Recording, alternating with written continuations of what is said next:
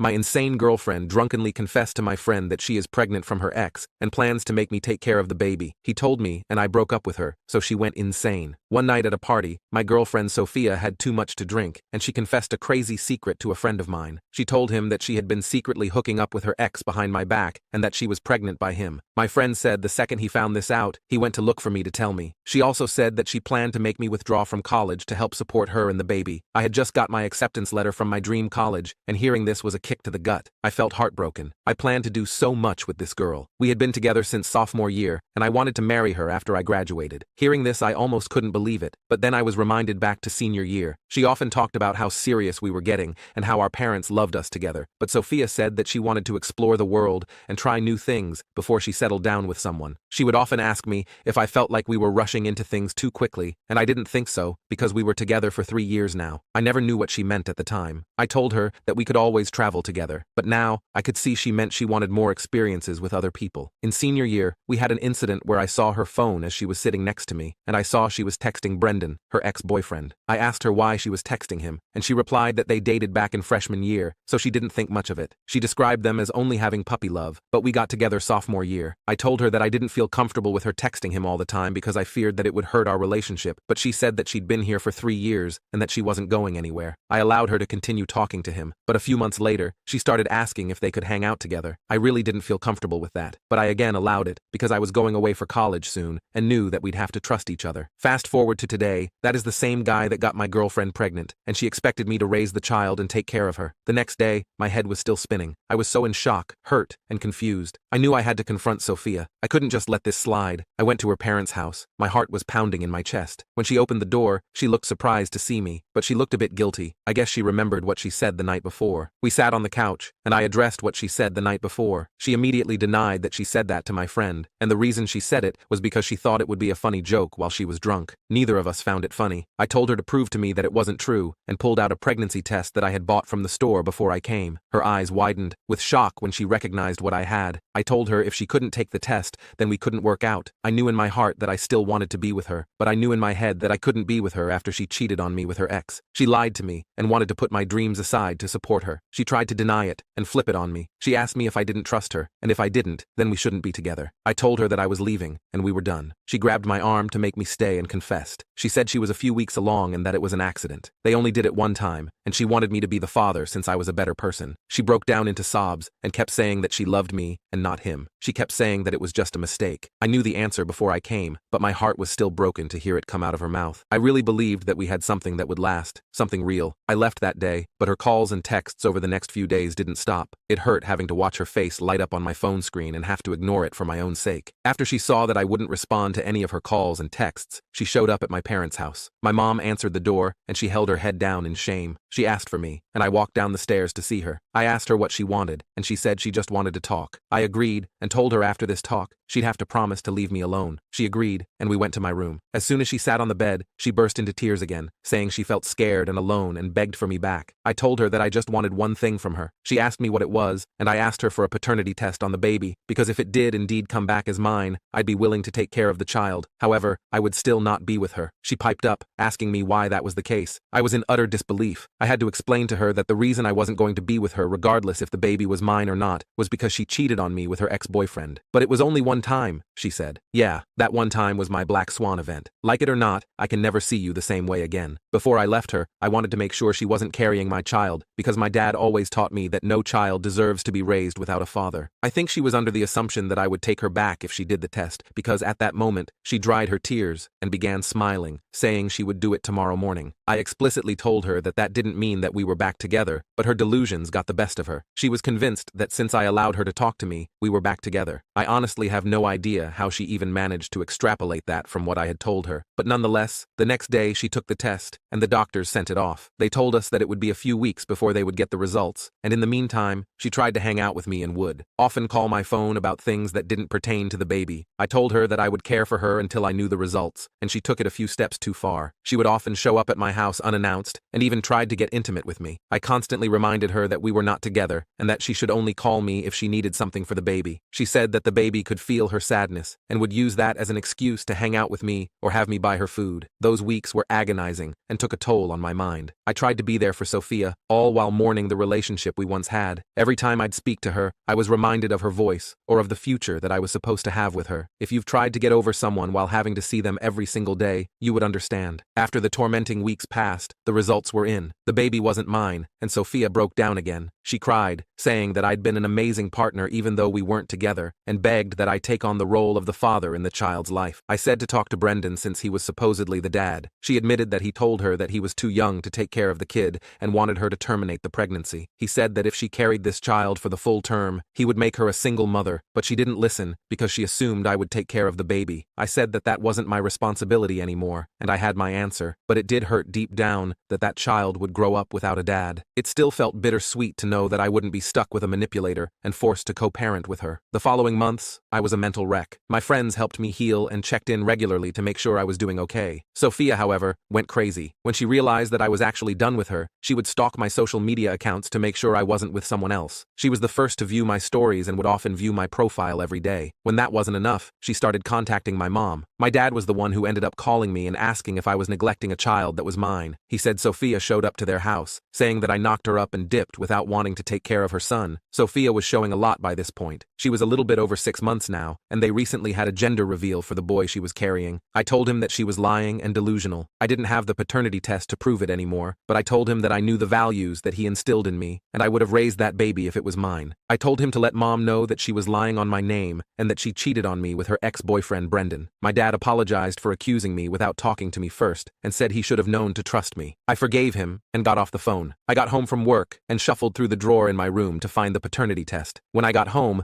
my mom still didn't believe me and wanted to see the paternity test herself, and the second her eyes started racing across that piece of paper, I saw her rage instantly turn to sadness. She apologized for not believing me earlier and said that Sophia made it seem so believable. She said Sophia cried in her arms about wanting me to take care of the child we made together. With my mom on my side, Sophia lost her last ally. She became very depressed because Brendan wanted nothing to do with the baby either. She tried everything to win me back, from sending me gifts to showing up unannounced at my house and job, begging for another chance, but I never gave her the reaction she wanted. Then one night, my phone rang. It was Sophia. Her voice was hysterical. She was crying, and her voice began cracking. She started saying how she couldn't live without me, and that she didn't want to live without me. I told her that she needed to go see a therapist. She begged me again to be with her, and I told her the same thing I'd been telling her. She then said she'd take her life and the baby's if I wouldn't be with her again. I was in a panicked state. Despite everything, I didn't want her to hurt herself. I told her to stay on the phone with me and talk to her. I called the police from my home phone while my phone was muted. I stayed on the line until I heard the police come in. They arrived just in time to prevent her from harming herself. They took her to a mental hospital for treatment. That night was a turning point. The whole ordeal made me realize just how toxic and manipulative Sophia had been. With Sophia out of my life and receiving the help she needed, I focused on rebuilding my own life. I went through a range of emotions, from relief to anger to sadness. It wasn't easy, but with Lucas's support and my family, I found the strength to move on. Soon enough, it was time for me to go to college. Months passed, and gradually, life started to regain a sense of normalcy. I made new friends, joined clubs, and even started dating again, though I was more cautious this time. Sophia remained in the back of my mind, but as a distant memory. One evening, as I was studying for midterms, my phone buzzed with a text from my friend who told me about the whole ordeal in the first place. He said that he wanted to grab something to eat together while I was home for the weekend. He said he had something to celebrate. I didn't know what he wanted to celebrate, but I agreed since I hadn't seen him since I left for college. At the restaurant, he grinned as he slid an envelope across the table and told me to open it. It was a letter from all of my friends back home, telling me how much they loved and missed me, and how they were proud of me for getting into my dream college. This really touched my heart. It felt good to have this type of support system beside me throughout everything. As I sat there, surrounded by friends and feeling hopeful about the future, I realized that I had come out stronger on the other side. Sophia's betrayal had nearly broken me, but it had also created a new beginning for me. I had learned to value the people who truly cared for me and to never let anyone else define my worth.